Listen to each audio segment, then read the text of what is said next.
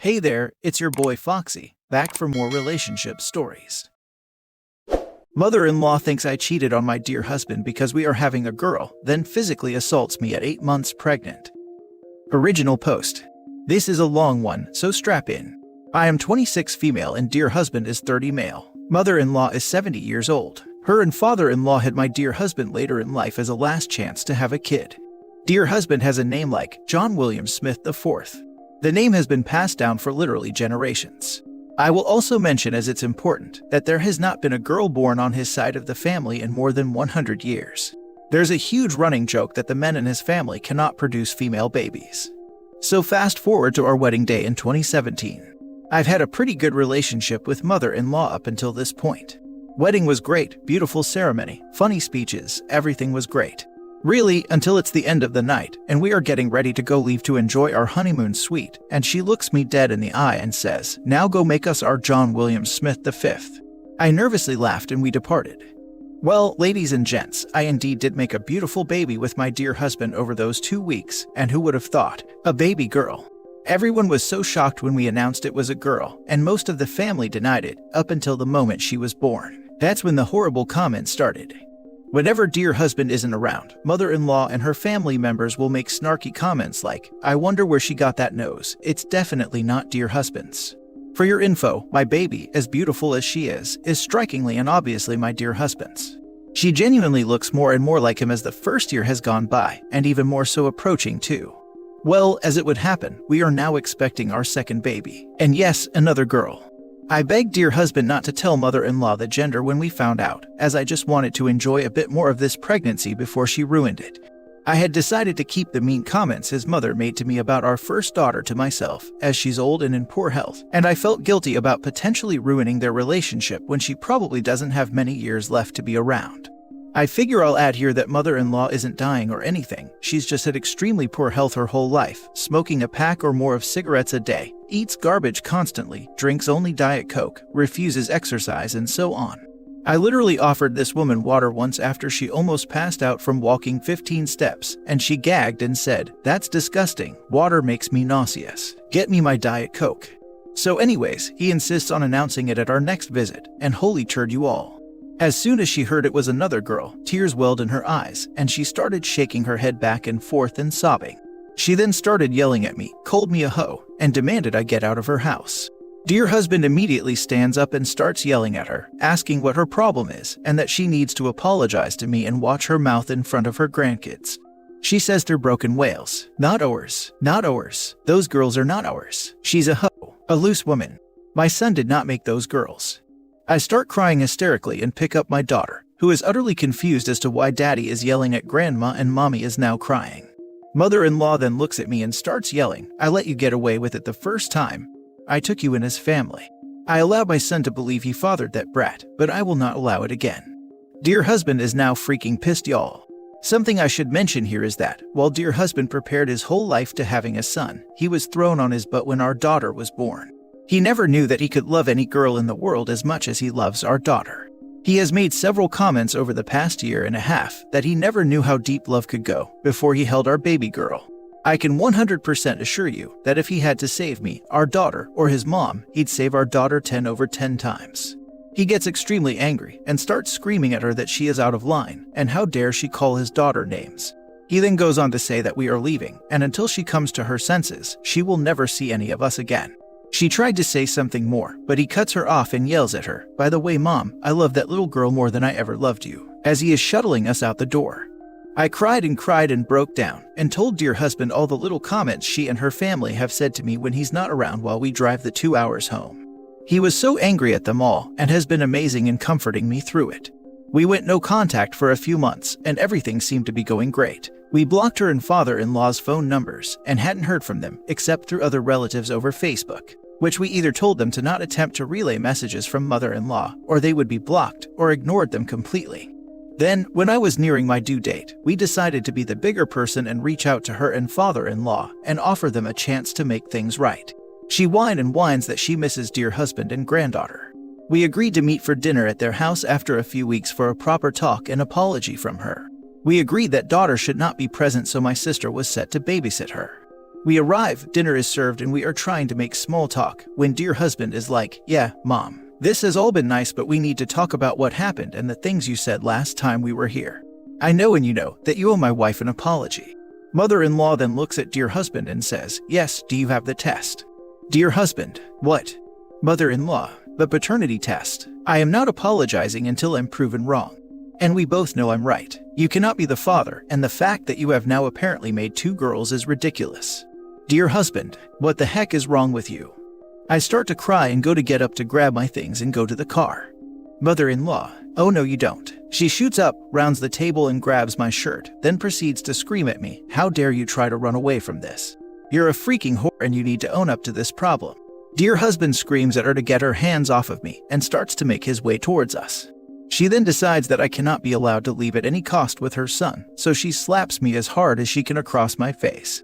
I push her arm away from me as I let out a scream from the shock of being slapped. Dear husband then gets in between me and his mom and starts to scream at her. He tells father-in-law to call the cops right now. Father-in-law ignores him and tries to calm mother-in-law down, insisting that we can deal with this. Dear husband is furious and I'm crying hysterically. He grabs my hand and we are making our way to the door when mother-in-law grabs a snow globe from a shelf and throws it directly at me, and it hits me right in the back of my head. It didn't shatter or anything, but it did end up hitting me on the base and cut my head open. I fell to my knees from the pain, and before dear husband can put together what just happened, she is grabbing anything she can find to throw in my direction. I'm on my knees on the ground holding my head with one hand and my belly with the other, being almost 9 months pregnant, as a cascade of random items are being thrown at me. Dear husband is screaming at the top of his lungs for her to stop, and she proceeds to try to get close enough to kick me as hard as she can. Thankfully, she is old and in bad health, so she loses momentum quickly. And as a last resort, dear husband pushes his mom and she falls back into a shelf by the front door, and he rushes me out. I'm crying and freaking out and yelling she kicked my stomach over and over, and he drives me to the hospital. I end up getting 6 stitches in my head and then being monitored in hospital for 4 days because she kicked my belly. The baby ended up being fine, and the hospital demanded we file a police report. We find out that when dear husband pushed his mom into the shelf, she ended up breaking 2 fingers and is claiming the excessive force hurt her neck very badly. Father-in-law called an ambulance for her, and she claimed that me and dear husband assaulted her in her doorway after they refused to let us in for a free dinner. Cops showed up and took our side of the story and compared our own report that we filed once at the hospital. They told us that mother-in-law is demanding to press charges against dear husband for assault, while we are pressing charges against her. So then my dear husband gets arrested, but then quickly released after father-in-law is forced to tell the truth, and mother-in-law then gets arrested. Father-in-law is now begging us to drop the charges as no one was hurt. What? I was freaking hurt, and my baby could have been hurt. And that we are being cruel to lock up an elderly woman. He insists that we drop the charges, say it was all a misunderstanding, and he puts mother-in-law in counseling. Thing is, because my injuries were documented in hospital, we literally can't drop the charges even if we were stupid enough to do so. Because it was filed through a hospital, there's no way it can just go away. We are currently at home waiting for baby number 2 to arrive. I am on a strict bed rest order, and dear husband has taken the week off of work to help pamper me and take care of our daughter. I asked dear husband if once baby number 2 arrives, we get paternity tests for both girls to send to his mom in jail as a huge FU.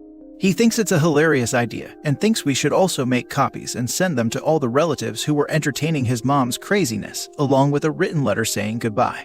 That none of them will ever see us or his daughters again, and that he hopes they're all happy knowing that they've ruined any chance they had to have a relationship with him or our children ever again. We are so thankful that our baby girl is okay through all of this, and so relieved that we decided against bringing our older daughter to their house that night. We can only imagine what could have happened had she been struck with something.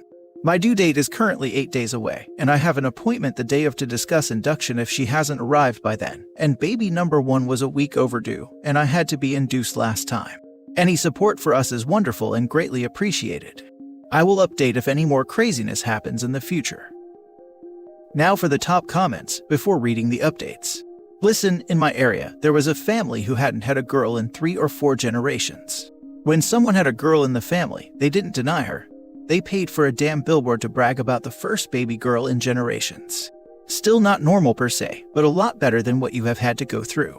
Don't bother with sending the paternity test results unless it's attached to a permanent restraining order, protecting your family from crazy. My husband's immediate and extended family is all boys, except 2 stepdaughters. We were the first in 2 generations to have a bio girl last year, and his parents cried from pure happiness. This woman is absolutely nuts. The billboard is chaotic good energy. OP's mother-in-law is just chaotic evil. Stay far away from those people and never look back. Send them the paternity test, give them a last FU, and continue to press charges. These people are monsters and don't deserve you or those beautiful daughters of yours. Do not accept their apologies and leave them to rot. Sorry, this sounds aggressive, I know, but holy hell, what is wrong these people? I don't think it sounds excessive at all. Had that kick been stronger and well-placed, that child could have died. Press charges, no contact. I personally wouldn't even send them copies of DNA evidence in case they try to file for grandparents' rights. No one needs that kind of stress. Just pretend like they don't exist. Good grief, the fact that he tried to get the charges dropped makes me wonder if his father-in-law breathed any non-toxic air since he's been with mother-in-law. She is truly one of the worst mother-in-laws I've read about here. Her father-in-law and all their flying monkeys do deserve to lose contact with your family. I am truly sorry for all that you've gone through with her. Now for the first update. I have read most of your guys' responses, and I want to thank you all for the kind words and support. I wish I could respond to everyone individually. The family who got a girl after several generations and they took out a billboard. Holy crap, do I envy the joy and pure welcoming this family got. For those of you with similar experiences, who had a girl after several generations whose family was overjoyed, that actually makes me feel so good for you all, as it makes me realize that most families out there are wonderful, supportive people, and it makes my heart happy. Thank you so much, kind strangers, for the awards. I cannot thank you enough. Father-in-law is making mother-in-law's bail this morning, and she will be released from holding. We are going through with filing a restraining order and a no-contact order. They have to be 2 separate filings in my state. We will receive a court date within a few weeks, so we have time to prepare. Dear husband spoke with an attorney this morning, and the attorney mentioned that it would be a great idea to file for a paternity test through the court. It would be a lot cheaper this way, and there can't be any question about the authenticity this way. It also won't be presented until it is used as evidence for the case. Dear husband has been nothing short of amazing. He is supportive and very protective of me and his girls, but I know he is having a hard time dealing with the emotions of his mother potentially serving a jail sentence. I really feel awful that this whole situation has happened this way. I feel guilt that maybe if I had done a paternity test with first daughter when the mean comments started, then all of this could have been prevented. Dear husband thinks I'm being too hard on myself. I didn't cause any of this, and he's confident that mother-in-law would have caused problems no matter what. It's all waiting for now. Waiting. Waiting for baby to arrive. Waiting for confirmation of the restraining and no contact orders. Waiting for court date. Waiting to see how much my hospital bill is going to cost us. Dear husband is out right now with oldest daughter getting me breakfast and some snacks. I cannot tell you all how much I love this man and the family we have made. Family is what you make it. You don't have to settle for disrespect and seeking approval. He has made me realize how much he truly loves and believes in me at a huge cost. I feel so bad that he now views his mother as a despicable stranger, and I hope that me and the girls can continue to fill this new void for him going forward. I will update in a few weeks once our new baby is here and once court stuff is done. Thank you again everyone for allowing me this platform for support. Now for the second update. Hello everyone. My original post gained quite a bit of attention and was then posted in a YouTube video, which made the moderators decide to take it down. For clarification, I don't care that it was shared outside of Reddit, as I have not given any specific names or details that could identify myself or others involved, nor will I ever give those details. So, that being said, I don't care if it's shared, and I'd appreciate it if mods could leave my posts up. I feel like I need to clarify this as I've received many messages of people angry and accusing me of deleting my original post when that was not the case. I even attempted to have it put back up without success. So, brief of my original is, I have 2 daughters, husband's side of the family hadn't had a girl born in generations, and mother-in-law came to the conclusion that I must have cheated on dear husband, as he can't make girls. She then attacks me while almost 9 months pregnant with our second daughter. Dear husband accidentally injures his mom while trying to protect me. Hospital calls police and we file a report. His mom files her own report, but it soon is clear that dear husband didn't do anything intentionally, just protecting me. Baby does end up being alright in the end, even after mother-in-law kicked me a handful of times while I was on the ground. The doctors explained it to me as, imagine putting an egg inside of a water balloon, then slapping it several times. It's hard to make contact with the actual egg and crack it, but still a scary situation. Yeah, that comparison didn't ease my mind at all, but they monitored me and the baby for a few days, and I was released and put on rest until she arrived. So, this is where it turns for the worst. We are home, and dear husband has been a rock, very supportive and comforting to me the whole time. We went no contact with mother-in-law and father-in-law, and I genuinely thought he was on my side. I had come up with the idea to do paternity tests on our girls and send them to mother-in-law as to get back at her, and it seemed like a great idea. We got in contact with a lawyer, and he suggested that we take the paternity tests through the court so we have it as evidence, and then the results couldn't be contested as fraudulent or fake. That sounded great, right? Well, over the next few days, dear husband got more and more depressed. He started trying to get me to entertain the idea of minimizing mother-in-law's actions and chalking up her behavior to old age. While I am aware that she's older, she's pretty sound-minded. I told him that she will be getting full screenings for her mental health when we go to court, and that while yes, she's old, she doesn't get to attack me and accuse me of horrible things and use her age as an excuse. If she's found to have some mental issues going on, then I can deal with that, but that doesn't mean I ever want to be around her or have her around my kids. A few days go by and I'm nearing my induction day because baby girl isn't making her entrance, and I find out that dear husband has been talking with father-in-law and mother-in-law behind my back. We get in a big fight, and he tells me that he still wants his mom to meet her granddaughter, and that we can put this aside until the baby is here. Then afterwards, once she's gotten to meet her, we can resume the legal issues. I am crying at this point, as I thought he was supporting me through this, but in reality, he caved in no less than 4 days to his mom. I reminded him that we have put in for a restraining order and no contact order, and that he has now broken it by contacting them. His response: well, the no contact order is issued to you, not me. And the restraining order hasn't been approved yet, so mother-in-law can come meet baby girl number 2 before we get approved without breaking any rules. All I could do was shake my head and cry. I put my foot down and said absolutely not, and I couldn't believe he'd let his mom around me or the baby after she could have killed one of us. He said that I was overreacting, as the baby was not injured, and she wasn't actually trying to hurt the baby, just me. What? She kicked my very pregnant belly repeatedly, after she threw a freaking snow globe at my head. We got in a huge fight about me not forgiving her and holding grudges and being unreasonable, and eventually he just left. Where did he go? Yep, his mom's house a few hours away. He then called me sobbing and told me that if I could see his mom right now, I'd understand.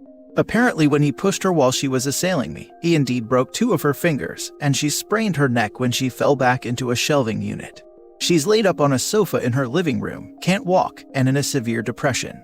I should feel awful according to him. The least I could do is let her meet her new grandchild, and then figure out where to go from there. I'm so infuriated at this point, because not only has he retreated to his mom's house, he left me alone with our oldest daughter who is 2, while I'm supposed to be in bed rest, with freaking stitches in my head and an 8-pound baby in my uterus who refuses to come out, and I am so exhausted. He doesn't come home for the next 4 days until I'm supposed to check into the hospital for my scheduled induction. My sister comes to watch my oldest daughter, and dear husband takes me to the hospital for the induction. We get set up, and they are poking me with things, shoving arms up where they don't belong, pumping me with pitocin, and waiting to see if baby will come. He mostly sat in the room on his tablet, as I was admittedly pretty cold and grumpy with him still, and wasn't acknowledging him very much. Finally, I started making progress with labor and things were going well. Baby was starting to move down, and I was nearing the point where I needed to push. He did end up putting his tablet away and trying to get more involved. And at this point, I wasn't going to push the support away as I was literally trying to push a baby out of me with no medication. Finally, the baby started to crown, and dear husband looks at the baby's head, looks at the nurse standing next to the doctor and asks, "When do you do the paternity test?" I stopped mid-push, looked at my husband and screamed, "What the fuck?" The nurse was silent, looking back and forth between me and dear husband. The doctor then looks at dear husband and says, "Sir, we are here to deliver and take care of babies. If you have other personal relationship issues, you need to figure that out afterwards. We focus on baby and mom. This is not the place to ask questions like that." I immediately start crying hysterically and babbling stuff like, "It's not like that, it's his baby. His mom is psycho and stuff." I am so freaking mortified at the thought that these nurses and doctor now think there's a chance my baby isn't my husband's, and there's no way I can explain the situation to them. I immediately felt judged by the nurse and couldn't help but feel like I had been robbed of a beautiful moment. My mind completely shut down, and the short time between crowning and when baby comes out ended up taking an extremely long time because of how distraught I was. I was so angry at my husband. I asked him how could he do that to me, How could he ask that in front of the doctor and nurses, when he knows it's his daughter and it was my idea to do the tests in the first place? After the baby came out, I just held her and she was beautiful and perfect, but I was so distraught. I couldn't look at my husband, and I hate to admit this, but I wouldn't let him hold her. I was just so angry. He left, and when he came back about an hour later, he said that his mom wanted pictures of the baby, and he took out his phone and I smacked it out of his hand. He got angry and left. My sister had to pick us up from the hospital and took us home 2 days later.